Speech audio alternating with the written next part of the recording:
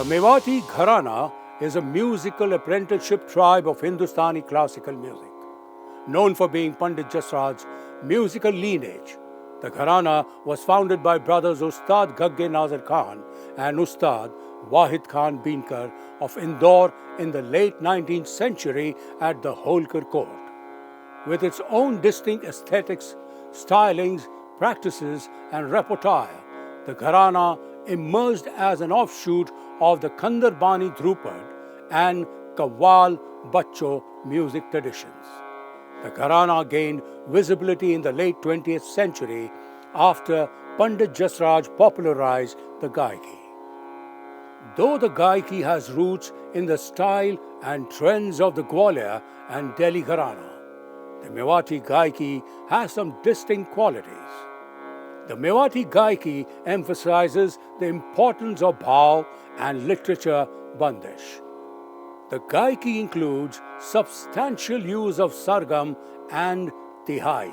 मैं आपको घरानों का इतिहास बताना चाहूँगा कि घराने कैसे कहाँ से शुरू हुए। तो सबसे पहला जो घराना है ख्याल में उससे वो है कव्वाल बच्चा घराना, और वो घराना एक 4 से 5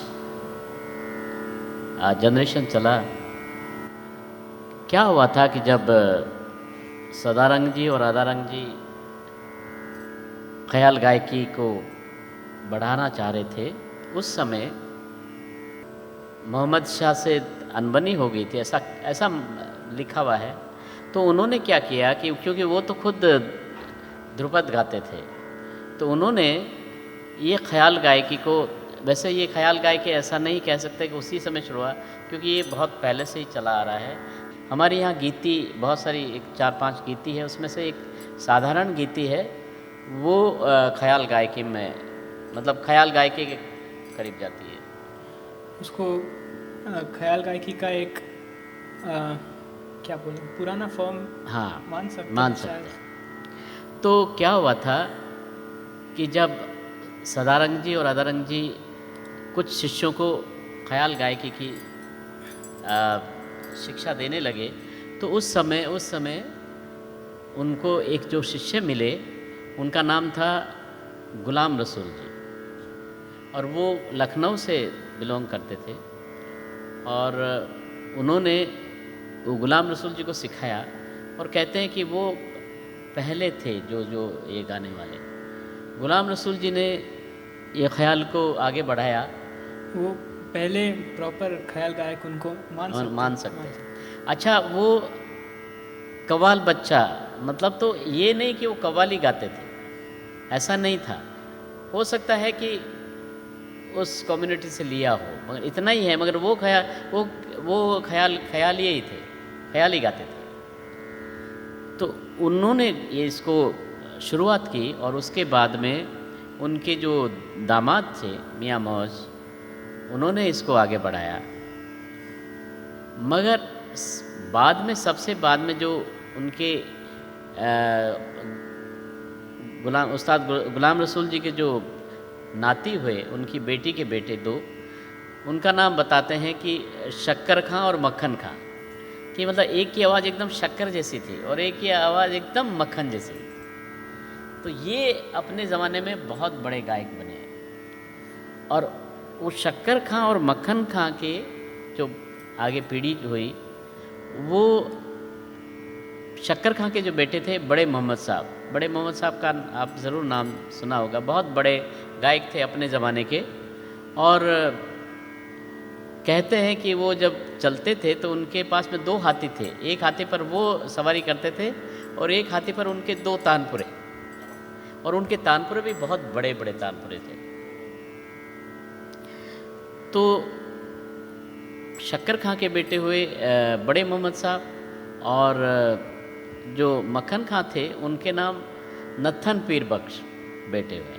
और वो नत्थन पीर बख्श जी भी बहुत बड़े गायक भी हुए और बहुत बड़े गुरु हुए एक्चुअली। और ये नत्थन पीर बख्श जी जो थे, ये जो ग्वालियर घराने के उस्ताद हस्सू खां साहब के दादा थे, ऐसा माना जाता है। तो मेवाती, क्योंकि मैं आपको ऐसे बता रहा हूँ कि बड़े मोहम्मद साहब के बेटे वारिस अली खां साहब, उनसे हमारे जो उस्ताद गग्गे नज़ीर खां साहब, अच्छा गग्गे नज़ीर खां साहब, उनको गग्गे ये टाइटल था। तो क्योंकि वो गमक उनकी इतनी ज़बरदस्त थी कि जो काम यदि कोई ऊपर कर रहा है वो नीचे वो उतने ही तेज़ी से वो नीचे काम कर सकते, मतलब गमक में कर सकते थे। तो इसलिए उनका नाम उस्ताद गग्गे नज़ीर खां साहब हुआ। और उस्ताद गग्गे नज़ीर खां साहब ने, अच्छा उनके दादा, उस्ताद गग्गे नज़ीर खां साहब के दादा परदादा वो ध्रुपद गायक थे सारे। मेवाती घराने का एक जो सबसे पुराना एक डॉक्यूमेंटेशन मिलता है, जो ग्वालियर के राजा जो मारजी शिंदे जी, जो लेट 1700s में उनका रेन था, तो उनके यहाँ पर एक डॉक्यूमेंटेशन है कि एक कोई लेटर लेके आया था, और जो लेटर लेके आया था वो मेवाती घराने का गायक था कोई, तो वो एक डॉक्यूमेंटेशन है वहाँ पर। तो जैसे बताया कि उस्ताद जी के दादाजी, पिताजी, ये सब ध्रुपद गायक थे और उनका भी बहुत नाम था। तो उस्ताद जी ने पहले ध्रुपद गाया, फिर जब ग्वालियर में जो इंसिडेंट हुआ था बड़े मोहम्मद साहब और उस्ताद हद्दोसी खां साहब के बीच में, उसके बाद से बड़े मोहम्मद साहब वो मेवात रीजन में आके बस गए थे। फिर वहाँ उन्होंने उनसे उनके बेटे उस्ताद वारिस अली खां साहब से ख्याल सीखा, फिर वहाँ से मेवाती घराने में ख्याल शुरू हुआ।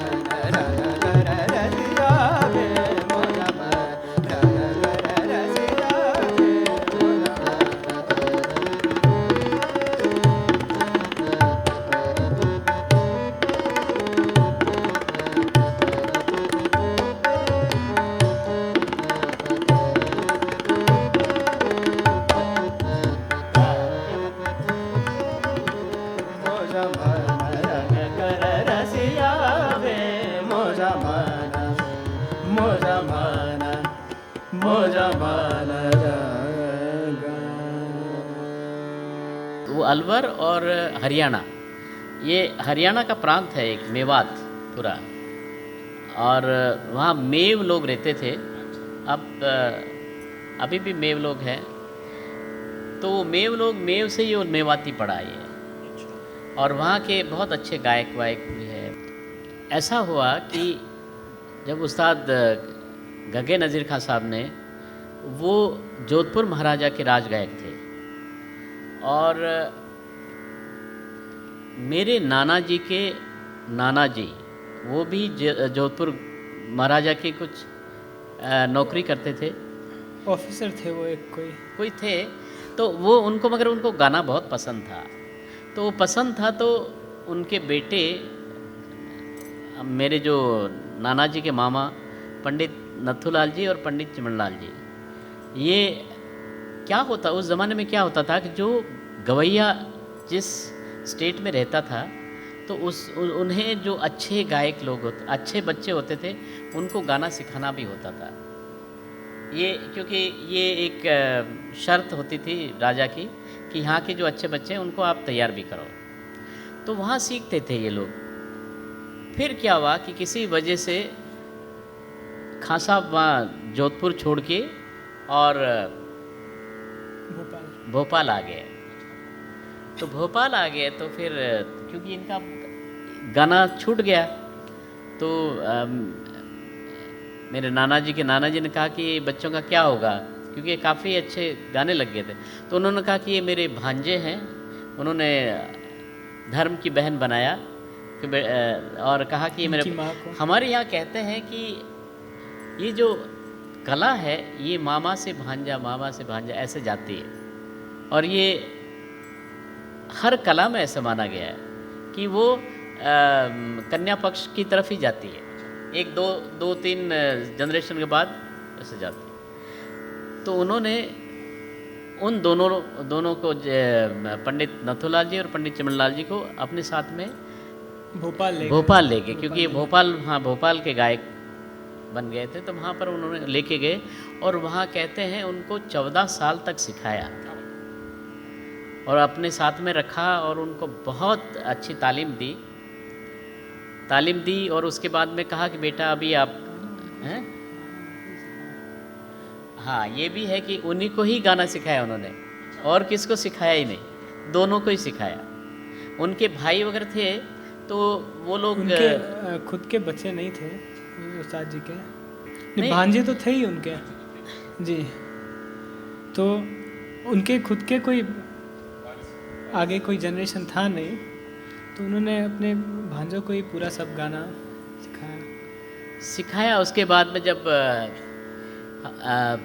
पंडित नथुलाल जी और पंडित चिमनलाल जी को कहा कि आप अभी जाइए और अपना गाना, क्योंकि उस ज़माने में ऐसा होता था कि राजा लोग गाना सुनते थे और राजा लोग फिर वो उनके अपने स्टेट में एक राज गायक रख लेते थे। तो कहा कि आप इतने अच्छे गा रहे हो, आपको न कोई रख लेंगे। तो ये दतिया करके जगह है, वहाँ पर इन्होंने वहाँ के राजा को गाना सुनाया तो वो बहुत खुश हुए और कहा कि आप हमारे राज गायक बनिए। और वो उनको नौकरी पक्की हो गई उनकी, दोनों भाई इतने अच्छे गा रहे थे तो उनको पक्की कर दी नौकरी। और ये बोले कि हम लोग हरियाणा जा रहे हैं, क्योंकि मेरा जो ननिहाल वगैरह है वो हरियाणा में है, मेरा घर भी हरियाणा में है। तो वहाँ गए तो क्या हुआ कि उनकी माँ, मतलब पंडित नथुलाल जी और चिमनलाल जी की माँ बहुत सालों से मिली नहीं, क्योंकि उस ज़माने में तो आज का ज़माना अलग है। उस ज़माने कि एक बार चले गए तो पता ही नहीं है। तो जब ये और उनको 14 साल तक मिले, उनको इतना गाने के बारे में भी पता नहीं था। उन्होंने कहा कि बेटा उन्होंने कसम दिला दी कि आप गाना बजाना मत करो, इसका मतलब प्रोफेशन करके आप नहीं करेंगे, आप गाना बजाना करो ही मत। दोनों भाइयों को इतना शौक लगा जोर से कि जो छोटे भाई थे पंडित चिमनलाल जी, वो ऑन द स्पॉट चले गए। उनको ऐसा है, क्योंकि एक इतनी ख्वाहिश होती थी ना कि राजा के यहाँ जाएंगे और जो मिलेगा एक समाज, तो वो तो चले गए। और फिर जो पंडित नथुलाल जी थे, उन्होंने मेरे नाना जी को,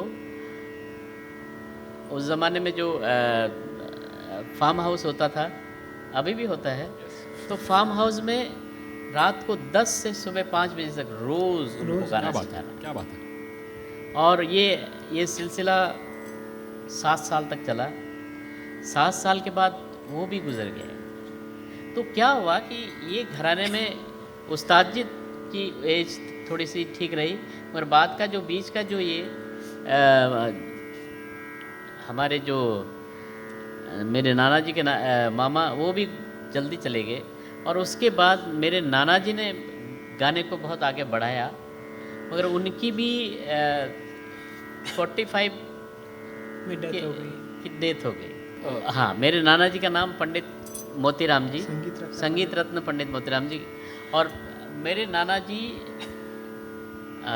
कश्मीर के राजगायक रहे, और उसके बाद वो हैदराबाद निज़ाम के राजगायक जिस दिन बन रहे थे, उसी दिन उसके जिस दिन राजगायक बनना था उसी दिन वो उसी दिन गुजर तो इस वजह से बुलाया था हैदराबाद, क्योंकि जॉर्ज फिफ्थ हैदराबाद आ रहे थे।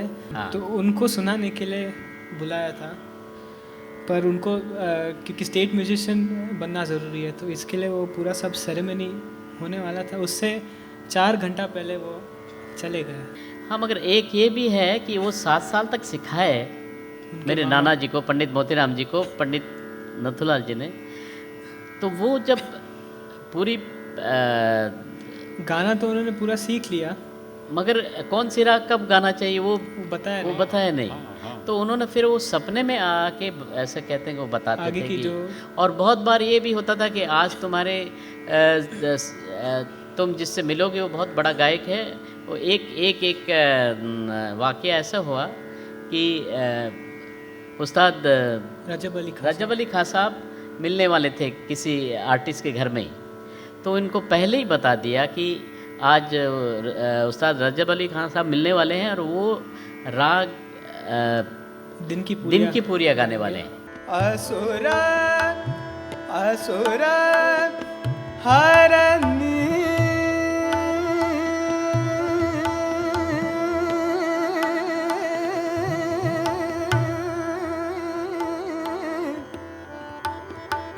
असुरा हरनी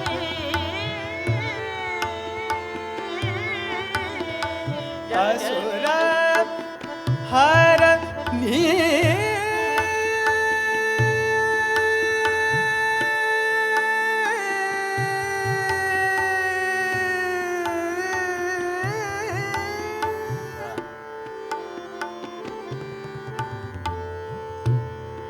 असुरा हरनी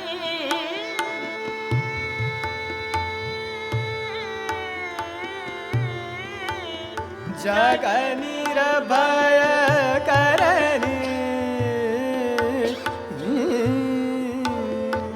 तरन तारिणी भक्त पालिका दयादानी भवानी भवानी भवानी माता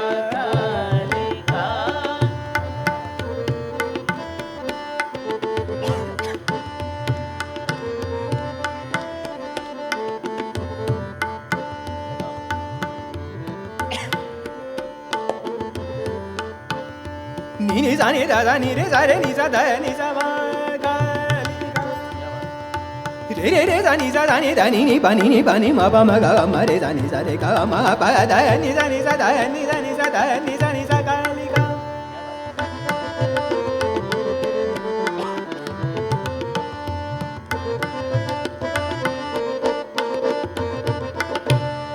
नी पा मा पा नी नी पा मा पा गा मा रे दा नी सा रे रे मा मा पा दा नी सा मा गा ली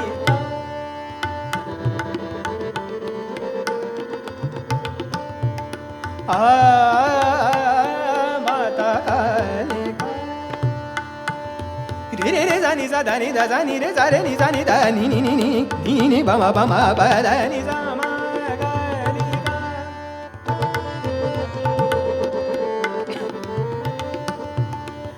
ली गा नी दा नी नी दा नी नी दा नी दा नी नी दा नी दा नी नी दा नी दा नी नी दा नी नी दा नी दा सा नी रे सा नी सा दा नी सा मा गा ली गा। अच्छा, जैसे हमने सुनाई अभी वो रेन की पूरिया है। अच्छा, और तो ये दिन की पूरिया अलग है थोड़ा। हाँ। दिन मतलब ये शाम का ही राग है ऐसे तो।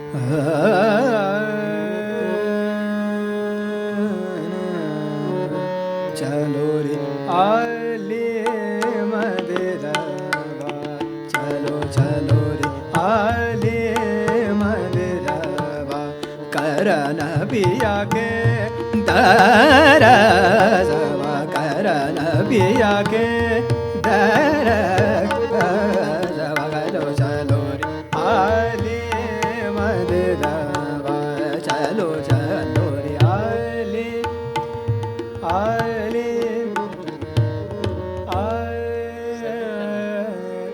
ऐसा मानते हैं कि उस्ताद रजब अली खां साहब वो उस्ताद घग्गे नज़ीर खां साहब को फॉलो करते थे, और वो इसलिए वो जब इनका परिचय हुआ तो उन्होंने कहा कि अच्छा, तो जब बताया अपने बारे में तब उन्होंने कहा हाँ फिर तो आप गाएंगे ही गाएंगे ये राग।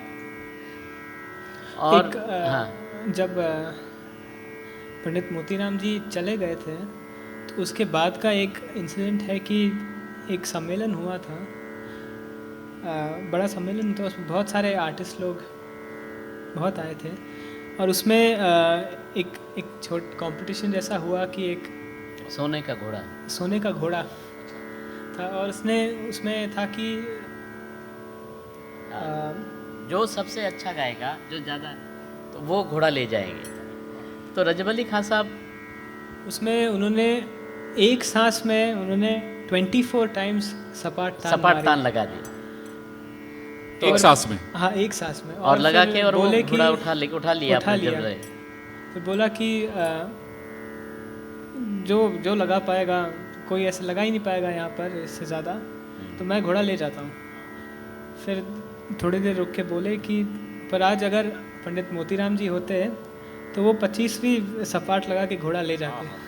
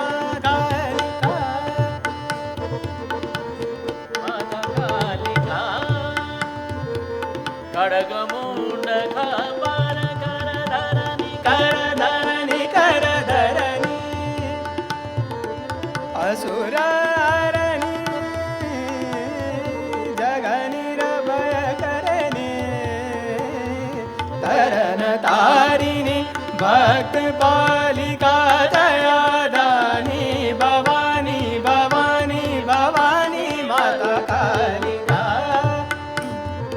हे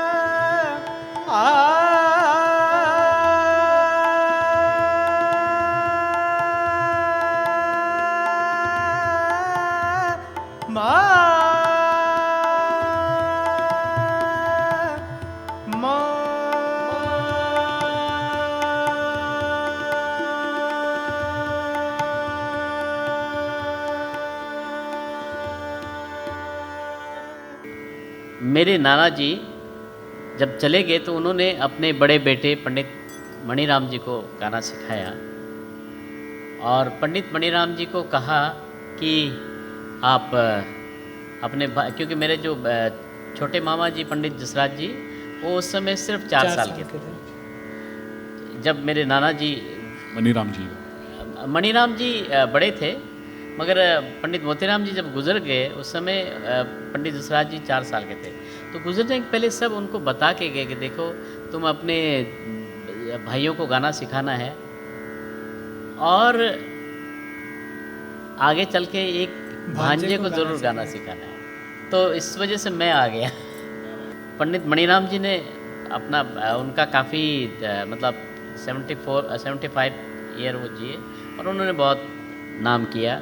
उसके बाद में तो आपको पता ही है पंडित जसराज जी आए और उन्होंने भी बहुत घराने को बहुत आगे बढ़ाया। कोई भी घराना अच्छा गाता तभी घराना होता है, ऐसा मैं नहीं कहूँ कि कोई, सब अपनी अपनी एक थॉट है, एक स्कूल है जो अलग अलग। आजकल तो ज़्यादा ऐसा लग नहीं रहा है, मगर पहले ज़माने में क्या होता था कि एक यदि बच्चा कोई सीखता था तो उसको दूसरे घराने को गाना सुनने भी नहीं देते थे, क्योंकि ये इसका एक कारण था कि पहले अपने घराने की सारी अच्छी चीज़ें वो समझ जाए, सीख ले। उसके बाद यदि वो किसी का सुनता है तो वो असर नहीं होगा जितना मतलब उसकी एक नींव मजबूत बन जाएगी। तो हमारे घराने में जो रागें गाई जाती है, एक तो क्या है कि हमारे यहाँ पर जो जोड़ राग गाई जाती है वो जोड़ राग लगती नहीं है कि ये जोड़ मतलब कि ऊपर कुछ अलग राग है नीचे कुछ अलग राग, ऐसे नहीं, ऐसा लगेगा कि एक ही राग गा रहे हैं।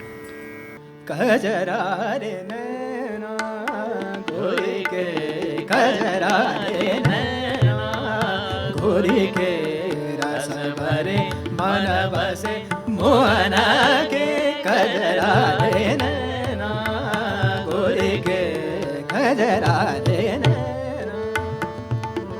वेणु बजाए बजाए बुलावत, वेणु बजाए बजाए बुलावत, क्यों नहीं आवत रही तरसावत, कैसे काटे ऋतु बसंत बिनु देखे, कजरा रे नैना गोरी के, कजरा रे नैना, कजरा रे नैना, कजरा रे नैना। इसमें भैरव और बाहर ऐसा लगता है एक ही राग है। गायकी की बात करें तो हमारे यहाँ पर जो विशेषताएं हैं, एक तो मींड और घसीट को लेके बहुत चलते हैं। तो अगर मींड मैं बताऊं तो ये मींड हो गया, और घसीट जो जैसा सुनाई दे रहा है घसीटना, तो उसमें मैं एक साथ चला भी जाऊंगा और आ भी जाऊंगा, पर उसमें राग वही पूरा आपको दिखेगा। जैसे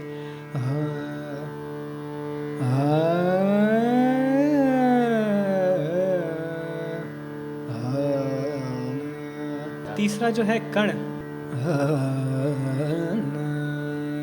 बाकी जो कुछ हमारे रागें गाई जाती है जैसे नट नारायण वो हमारे घर में ही ज़्यादा गाई जाती है।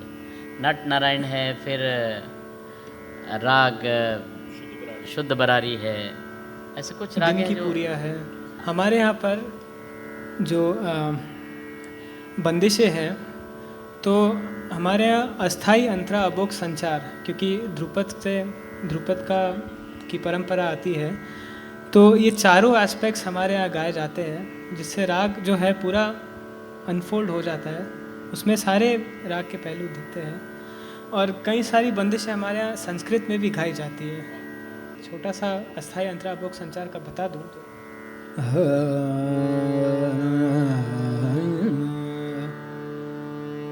ये बंदिश है जयवंती में। जय जय से धीरे कराले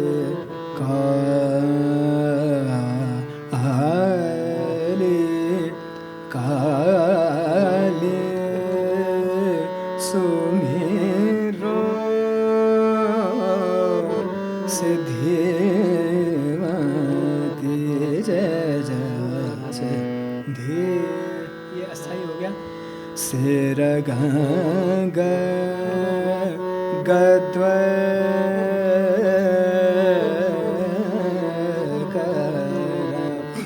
त्रिशूल डमरूधर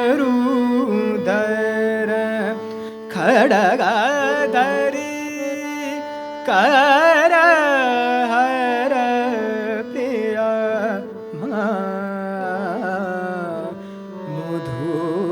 मधुवती।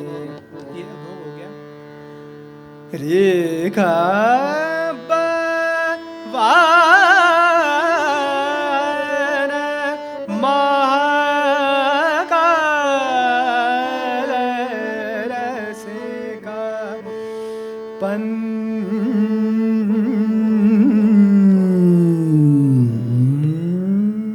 चानन समवायिने मातृमा मधुमती जय अजिता अपराजिता तू नित्या विजया तू जया जय जय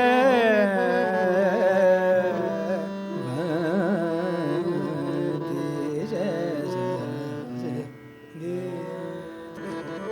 घर अंगना ना सुहाय माई मेरो मन मोयो सावरे मोहे घर अंगना ना सुहाय माई मेरो मन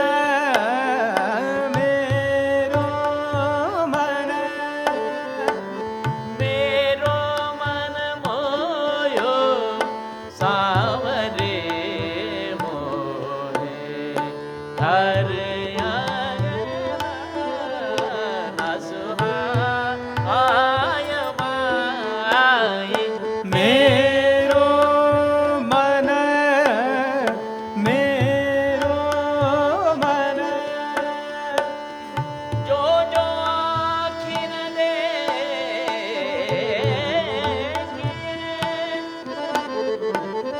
जो के देखिए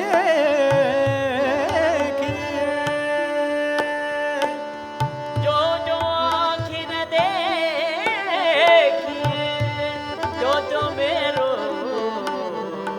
जिय जिय ललचाय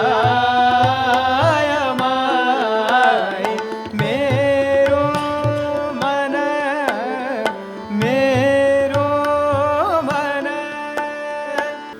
नहीं कम सुनाई तो ऐसा नहीं दे रहा, क्योंकि हम लोग तो हमारे घराने में जितने भी जो लोग हैं वो गा रहे हैं। और एक्चुअली क्या हुआ था कि 1975 में जब सूरदास जी के सूरदास जी के 500 500 साल पूरे हो गए थे, और सूरदास जी ने हवेली संगीत के पद बहुत लिखे हुए हैं। और तब लोगों ने आके कहा मामा जी को कि भाई ये हवेली संगीत को आपको करना है। तो उस समय एक सुर पदावली करके रिकॉर्ड किया था, और उसके बाद मामा जी ने उसको बहुत क्योंकि गाया, क्योंकि और इतने बड़े आर्टिस्ट होने के नाते वो लोगों तक उन्होंने पहुंचाया। उन्होंने पुष्टि मार्गीय संगीत जैसा इसको कहते हैं, उसको मंदिरों से पब्लिक में लेके आए, क्योंकि पहले वो सिर्फ मंदिरों में ही गाया बजाया जाता था। जिस समय इसका निर्माण तो नहीं कहेंगे, पर जब सूरदास जी और सब, तो उस समय इसको ध्रुपद में इसको बांधा गया। तो जब सूर पदावली रिकॉर्डिंग हुई तो उन्होंने तो इसको ध्रुपद अंग में ही गाया, पर बाद में जाके अभी हम लोग जब गाते हैं तो इसको ख्याल अंग से भी गाते हैं। नहीं देखिए, घराना तो अपनी जगह है ही, उनको तो हिलाना मुश्किल है। तो इसका एक ही सिंपल आंसर है कि जो सही गुरु से सीख रहे हैं वो तो उसको ही आगे बढ़ाएंगे जो है। और बात है कि और भी घरानों के आर्टिस्ट को सुनते हैं, तो देखिए गाना तो ऐसे ख्याल तो एक ही घर से निकला हुआ है, जो भी है कव्वाल बच्चा घराने से ही ख्याल निकला हुआ है जो हम सब गाते हैं। एक घराना आपके गाने में बैठ जाएगा, उसके बाद आप किसी को भी सुनेंगे तो एक कोई फ्रेज़ अगर आपको अच्छा लगा तो आप वो सुनेंगे तो वो अपने हिसाब से गाएंगे, पर जब आप गाएंगे वो आपके स्टाइल से निकलेगा। हर एक युग पुरुष होता है, तो युग पुरुष जो होता है वो चाहे कोई अलग घराने का हो, मगर लोग उसको बहुत फॉलो करते हैं। जैसे हमारे गुरुजी मानते हैं कि एक ज़माना था कि उस्ताद फयाज़ खान साहब को बहुत मतलब मानते थे, सबके सर में वो।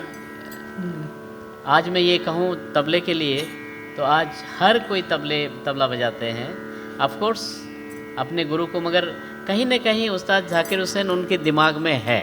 तो वो होते हैं युग पुरुष, मतलब उस ज़माने के वो जो कलाकार हैं उनके सर पर रह ही गए वो। तो ये भी एक प्रकार है, जैसे इन्फ्लुएंस। तो जब ये फयाज़ खान साहब के बाद बड़े गुलाम अली खान साहब और आमिर खान साहब, तो हर किसी के मतलब आर्टिस्टों के आर्टिस्ट होते हैं। ये बात वैसे पहले में भी थी कि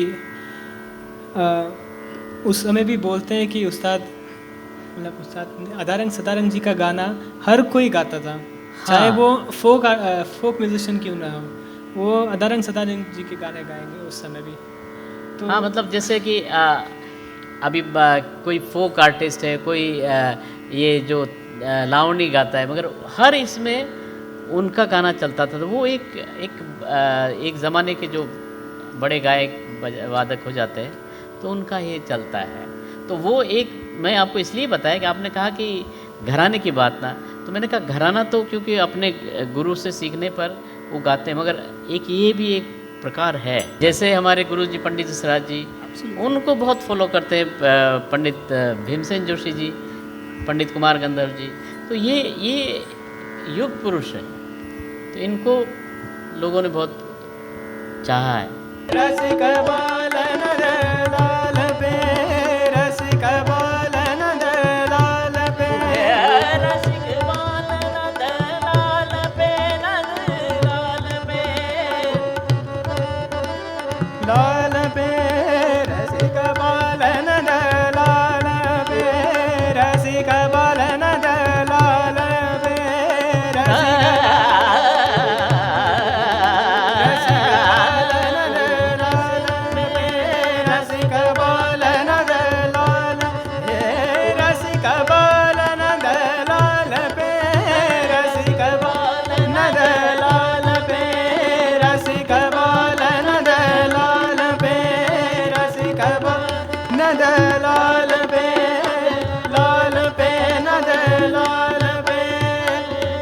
जो दर्शकों के सामने हमें लेके आया, इसके लिए मैं आपके चैनल इनसिंग का और आप सबका बहुत बहुत शुक्रगुजार हूँ।